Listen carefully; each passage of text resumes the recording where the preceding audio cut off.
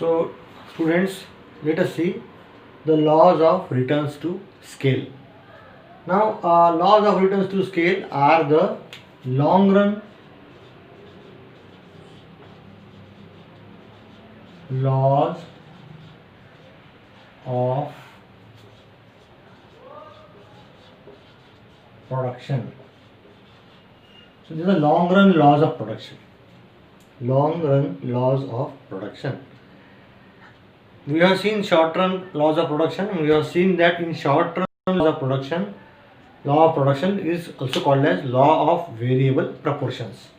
Now, laws of returns to scale. Here the word that comes scale, it shows that, as we know, scale is the proportion of inputs.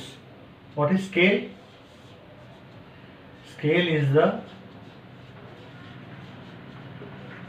proportion of factor inputs.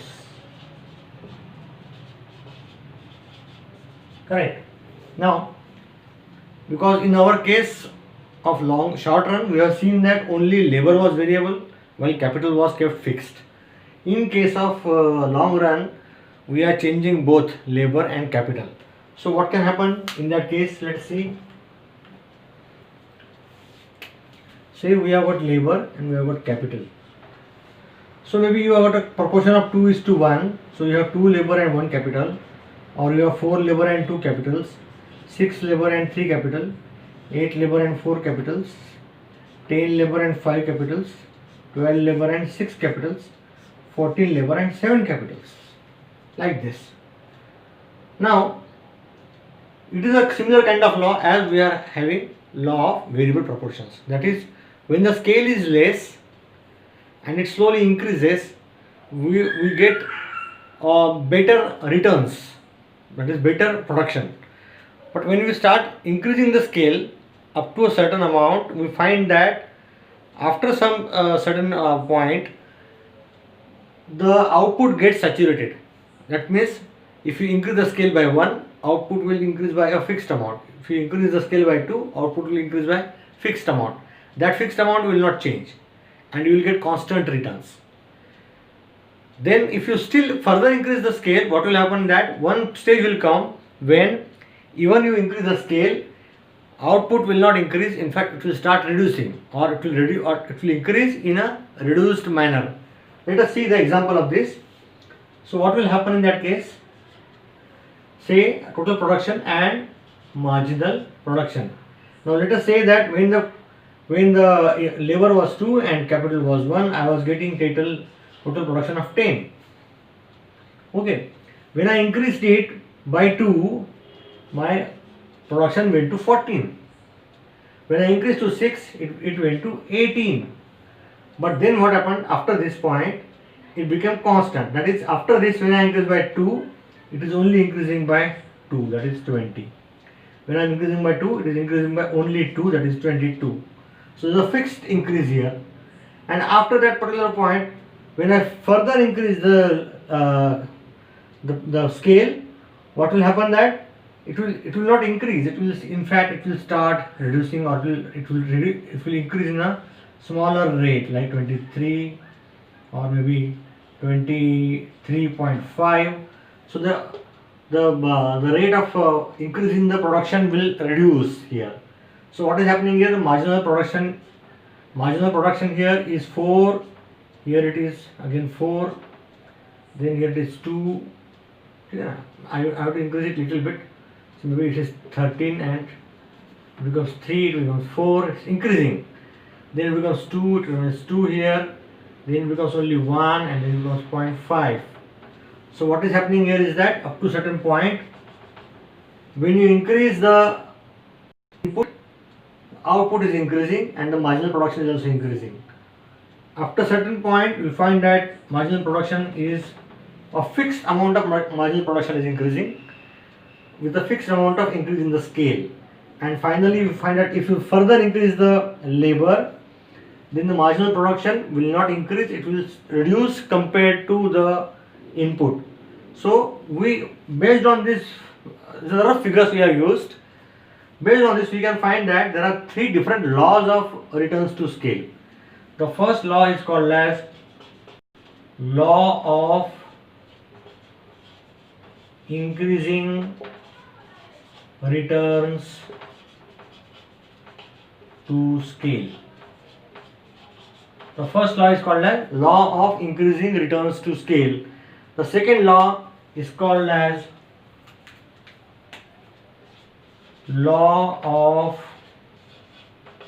constant return to scale. The third law here is called as law of decreasing returns to scale. So ideally, just like in law of variable proportion, we have got three stages. Here we have got three laws. The first law is law of increasing returns to scale. Second is the law of constant returns to scale, and the third one is law of decreasing returns to scale. Now let us understand these laws one by one. So I'll just draw diagrams here so that you can understand it. So the first one is the law of increasing returns to scale. What happens here is that on the y-axis you have got the returns, that is the production, total production you can say, and also marginal production, both on the y-axis, and on the x-axis you have got the scale. Scale means the proportion of the inputs. One scale, two scale, we have seen that. One scale is 2 labor and 1 capital, two scale is 4 labor and 2 capitals, like that. The proportion of the inputs is called as scale. So scale is on the x-axis and total production and marginal production are on the y-axis. Now what happens is that when the scale increases, it is 1, it is 2, it is 3, it is 4. So when it is 1, your output is say 10 here. Now when it is 2, it should become 20. It is not becoming 20, it will become 30. So it is growing faster than what we expect. With 3, it is becoming say 50, or not 50, I can say 60. So what is happening here is that you get a curve like this, exponential kind of curve, not a straight line, a curve like this. So this happens in the case of law of increasing returns to scale. Now why it happens in the case of law of increasing returns to scale? That we need to understand. It happens because we have got enough amount of resources with us, but they are not properly utilized. So when you increase the scale, probably we are using the resources to the maximum extent. For example, you have a room where you can take tuition classes, or you can take class, can be used as a classroom or for any other purpose, but in a day of 24 hours you are using it initially for only 4 hours. Then later on you increase the use of the room, it becomes more and more productive. So what is happening here is that we are the two things which are important here is that efficient utilization of resources. That is the first reason. And the second reason behind law of increasing returns to scale is the synergy. What is synergy? Say for example, in a factory, only 2 workers are there. So they may not be motivated. The moment they say that more number of machines are coming up, more number of labor is coming up, they feel like that, okay, now this company is growing. So they have positive vibes in them and they work with more enthusiasm, and because of that there is a synergy which is created in the organization. So because of which productivity of each and every individual goes up, and this is how we get a law of increasing returns to scale. So this is the first one. Now let us see the second one. What happens in the case of law of constant returns to scale? That we will see now. So in case of law of constant returns to scale, again you have got total production and marginal production on the y-axis and scale on the x-axis. Now again 1, 2, 3, 4. As the scale increases, production is also increasing from 10, 20, 30 and 40. Now what is happening in constant returns? When you increase the scale by 1, production increases by 10. When you go to 2, when it increases by 2 scale, production increases by 10. When we increase it by 1, again increases by 10. Every time it is increasing with a fixed amount of output, that is the marginal production becomes constant and total production grows like this. So you get a straight line with some slope. So this happens in the case of law of constant returns to scale. Now why it happens? It happens because there is a saturation of factors.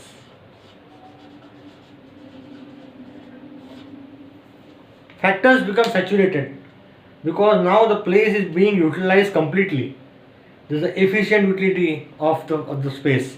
Even people are now no more people can motivate, no more people coming in a factory or machines coming up will motivate the previous workers because they are now enough motivated.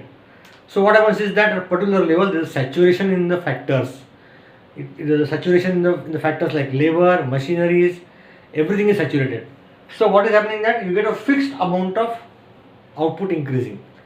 So this is the second stage. And what happens in the third stage that we will see now. In the third stage, it is where there is a law of decreasing returns to scale. What happens there? We will see. So here again you have total production on the y-axis 0 and scale on the x-axis. Again 1, 2, 3, 4, 5 like this. Now initially when we increase the scale by 1, we might have got increase in the output by 10. But second time it is increasing by only 9, so it becomes only 19. So instead of 10 it becomes 9 only.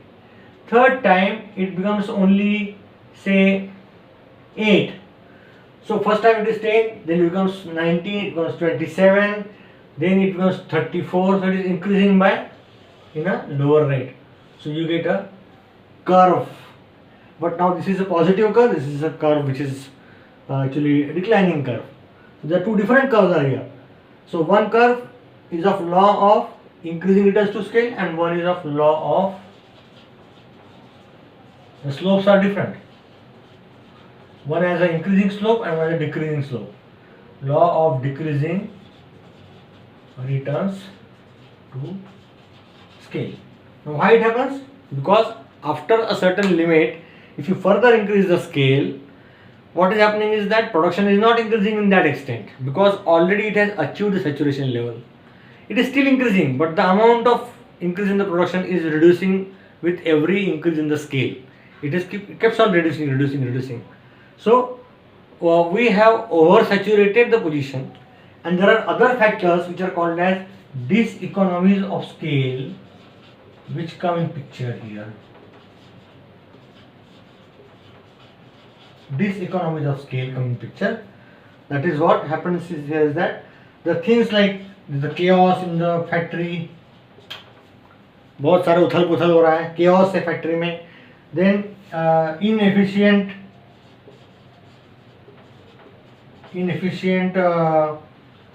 supervision, wastage of resources. The various factors are there because of which even if you increase the scale, the output is not increasing in the proportion of the scale, it is increasing in lower steps than the scale. This is called as the law of decreasing returns to scale. Now, obviously when you see these three laws, you will find that the best place to work in long run is in law of constant returns to scale, where you have saturated That means you have utilized all your resources to the complete full extent, and that is what happens in the law of constant returns to scale.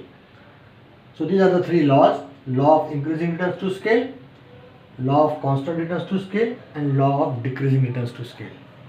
Law of increasing returns to scale happens due to efficient utilization of resources and the synergy.